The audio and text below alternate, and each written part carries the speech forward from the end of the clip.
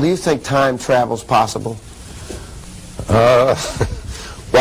First of all, we all are time travelers. I mean, we travel into the future 1 year at a time. It takes a year to do it.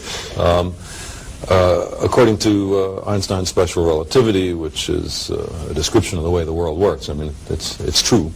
You can travel as far into the future as you want, if only you travel close enough to the speed of light. You can't travel at the speed of light, you can't travel faster than the speed of light, but there's nothing in physics that prevents you from traveling at, 0.999 the speed of light.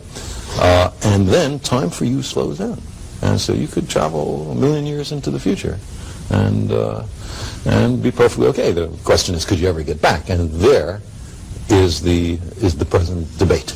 Can you go backwards in time? Is it permitted by physics? Never mind, do we have the technology? Obviously, we don't have the technology. An interesting thing has happened lately.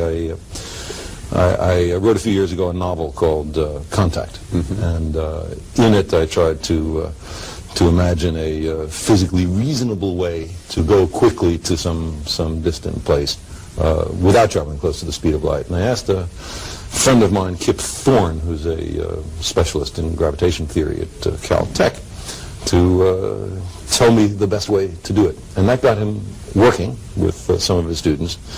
And so they developed a most interesting theory of wormholes, so-called sort of quick paths through space-time that seem to be permitted by the laws of physics, although it would require a very high advanced technology, much more advanced than us, to do it. A part of that is that time travel seems to be feasible. And so it is barely conceivable that a very advanced civilization might be able to travel both into their far future and into their past. It raises all kinds of funny causality problems. What happens if you go back in time, kill your grandparents before they gave birth to your parents? Then are you alive or dead? What does it mean? These are called causality problems, and they are very puzzling. So I would not say we understand this issue, but there's been some most interesting progress recently because of the work of Kip Thorne.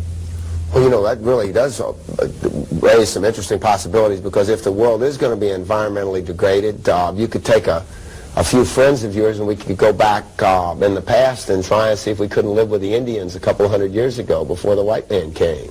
The trouble is that to be able to do that, you need such an advanced technology that with that technology you could solve our problems, or at least solve us. We may be more the problem than the technology. We also got to be the solution too. Well, let me ask you this question, because